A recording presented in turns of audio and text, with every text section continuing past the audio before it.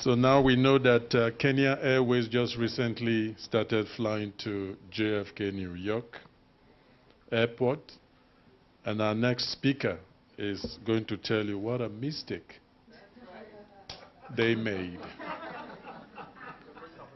What a missed opportunity they made by not choosing Miami, and you'll find out why. Mr. Amer is the manager, aviation for trade and logistics for the marketing division of Miami-Dade Aviation Department, which operates Miami International Airport. His duties include marketing, trade analysis, business development, logistics, and facility expansion, and air service route development. Please welcome from Miami International Airport, Mr. Pineda. Hello? Okay, can you hear me now? That's a little bit better. Thank you. First of all, I want to let you know that it's my first time here in Nairobi, and it's a tremendous pleasure to be back in Africa. I was in Africa just in February attending the Air Cargo Africa conference, and now I'm back again today to speak to you about some opportunities and some exciting things that are happening at Miami International Airport. So let me get started. I know we're running a little bit late, so we'll just get right into it. So the airport basically is responsible for sustaining two major industries in South Florida. Those are tourism and trade. We have an economic impact today of about $30 billion. So we are, just like the port, one of the largest economic contributors to Miami-Dade County, of which today we generate over 270,000 direct and indirect jobs that are associated with the operations at Miami International Airport. We're operated by Miami-Dade County Aviation Department, part of Miami-Dade County. Thanks to the leadership of the chairwoman in this delegation, this is a great opportunity for us to talk about Miami International Airport and what we are doing at the airport. And here are some of the rankings, some of the latest statistics on the airport. Today we're #1 in international cargo in the United States. We're #3 in international passenger as a gateway behind Los Angeles and JFK.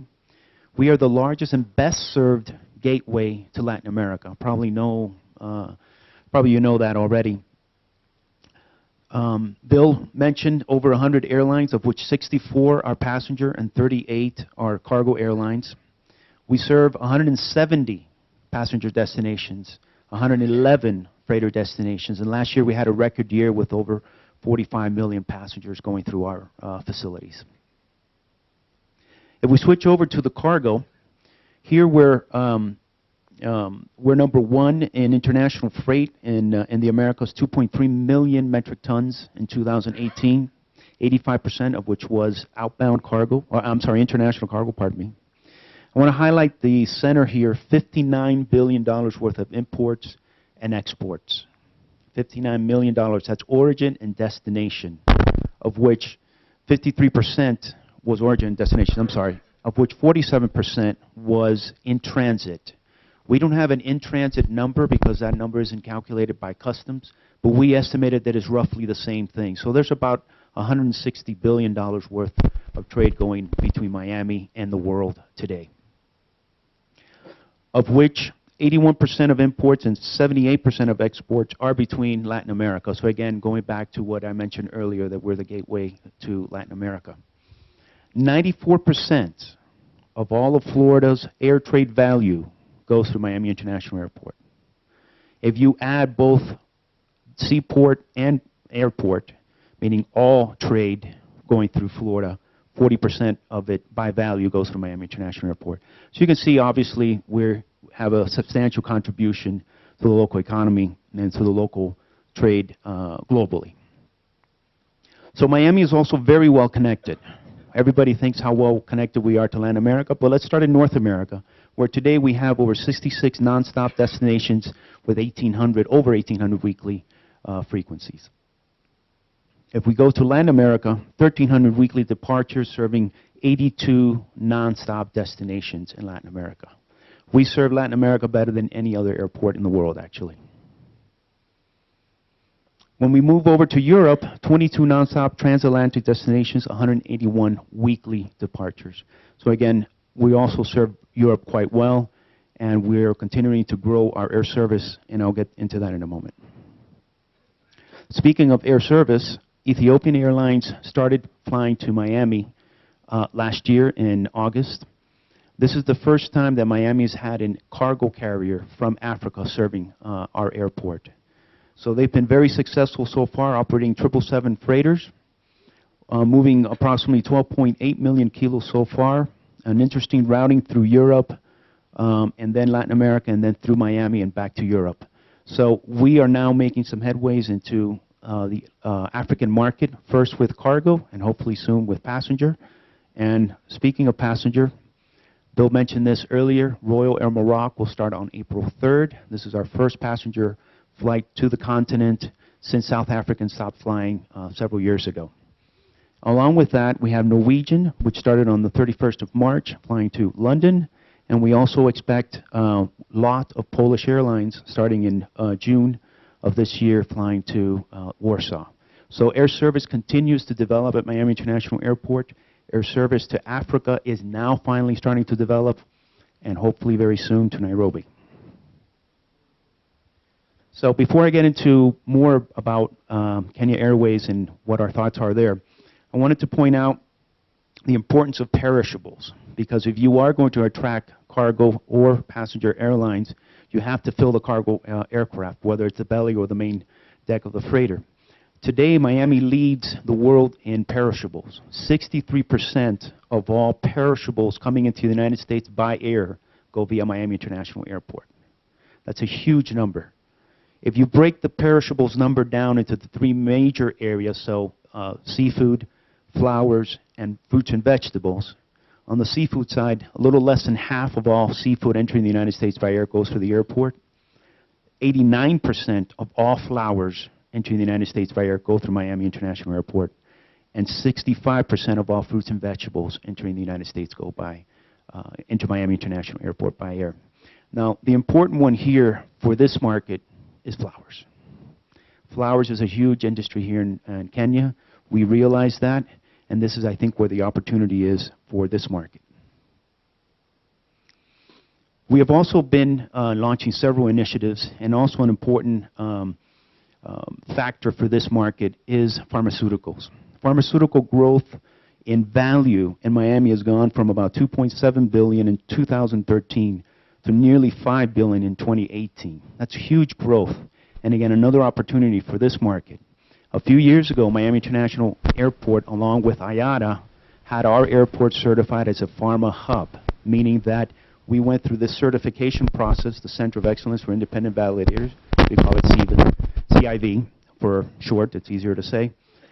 This process basically had several of our carriers, several of our handling companies, several of our freight forwarders in the airport go through this certification process, and now we've been designated this pharma hub. What does that all mean? That means that we know how to handle pharmaceuticals, processing, moving it, transporting it. The biggest excursions for pharma products being transported occur on the tarmac of the airport. This is where these companies, are making a difference, because they know how to handle pharmaceuticals at the airport, so that doesn't happen. Another good opportunity for this market, because there is a large amount of pharmaceutical that is moving between Miami and the rest of the world, in particular here in Africa. Recently, we've designated ourselves, I should say, the e-commerce hub of the Americas.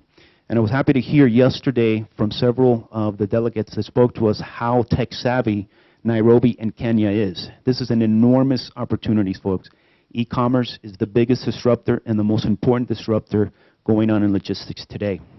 We at the airport have formed a task force that is looking at e-commerce and how that is changing and how we can facilitate more e-commerce coming through our airport. We basically outlined three major goals: cross-border e-commerce facilitation, regulatory policy, security environment conducive for e-commerce, and finally, promote and advocate e-commerce objectives in the community. This is a public-private collaboration effort.